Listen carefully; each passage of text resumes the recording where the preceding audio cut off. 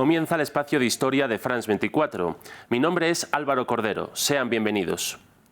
Argentina vive este 19 de noviembre una segunda vuelta presidencial clave que enfrenta al peronista y actual ministro de Economía Sergio Massa contra el ultraderechista Javier Milei. Un desafío electoral polarizado que se da en un momento de profunda crisis económica en este país. Argentina vive un contexto muy preocupante con una tasa de pobreza que ronda el 40% y una inflación interanual del 138,3%. Sin embargo, esto no es algo nuevo para la mayoría de argentinos, acostumbrados a sufrir recesiones periódicas muy profundas.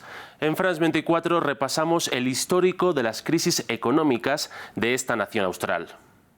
Aunque las dificultades venían de inicios del siglo XX, el deterioro económico se hizo muy evidente especialmente a partir de la última dictadura militar que gobernó entre 1976 y 1983.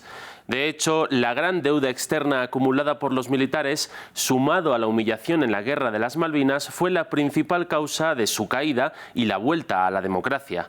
El problema argentino con la economía es complejo, pero su origen se basa en estas causas: la inestabilidad política del siglo XX, la dependencia de las materias primas y un elevado gasto interno que supera por mucho los ingresos por las exportaciones. Y el problema es que la democracia que vino tras 1983 tampoco supo lidiar con esta complicada herencia. El gobierno de Raúl Alfonsín llegó al poder con el objetivo de mejorar la enorme deuda externa. Para ello aceptó imponer una serie de ajustes financieros muy severos, pero ante la intransigencia del Fondo Monetario Internacional y de otros acreedores, Alfonsín se encontró en un callejón sin salida. Pero para poder pagar la deuda tenemos que trabajar, y mucho. Es por eso que no podemos aceptar recetas recesivas que nos impidan trabajar.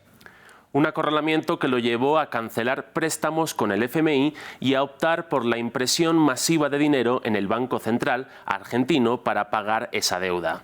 Una decisión que inevitablemente trajo consecuencias nefastas, ya que en 1989 la hiperinflación alcanzó un máximo histórico de 3.078% en la tasa de variación anual del IPC. Una situación caótica que llevó a millones de argentinos a perder todos sus ahorros. Los argentinos optaron en ese mismo año por elegir al peronista Carlos Menem para la presidencia.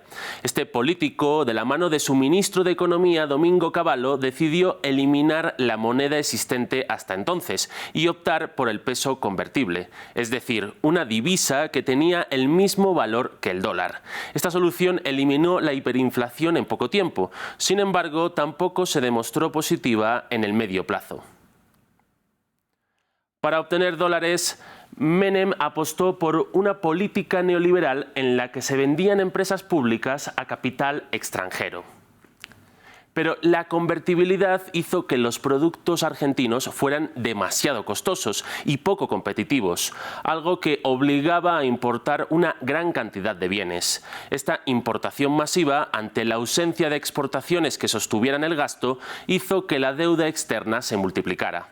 Menem dejó el poder en 1999 y su sucesor, Fernando de la Rúa, llegó a tener una deuda externa tan elevada que, ante el temor de que se produjera una salida masiva de capital argentino, impuso un límite de retiro semanal a finales del año 2001, en lo que se conoció como el corralito.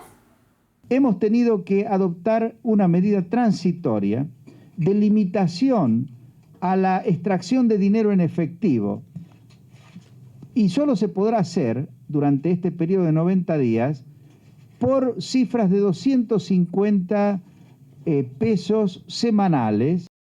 El corralito supuso un shock para todos los argentinos. El presidente Fernando de la Rúa se vio obligado a dimitir en diciembre de 2001 y, según datos del INDEC, en el año 2002 la pobreza alcanzó al 65,6% de la población.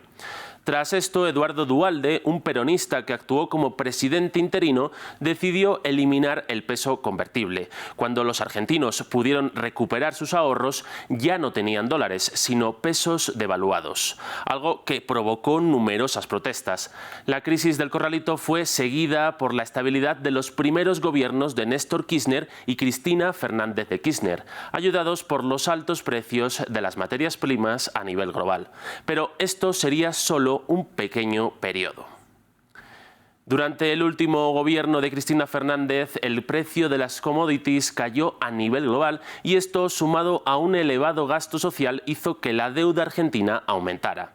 El problema siguió creciendo durante el gobierno del conservador Mauricio Macri, quien se vio incapaz de frenar el avance de la deuda y la inflación, hasta que en 2018 decidió pedir el mayor préstamo de la historia al FMI. Su sucesor, el peronista Alberto Fernández, ha intentado renegociar la deuda con sus acreedores desde el año 2019, aunque no ha tenido mucho éxito. Crisis como la del coronavirus o la sequía en el campo argentino solo han empeorado la situación. Alberto Fernández y su gobierno han recurrido a soluciones del pasado, como la impresión masiva de billetes, algo que también ha disparado la inflación. Un panorama complicado que ha polarizado estas elecciones y al que se enfrentan dos candidatos cuyas promesas tampoco son garantes de mejora. Con esto concluimos. Si quieren conocer más historias, sigan conectados a France 24 y France24.com.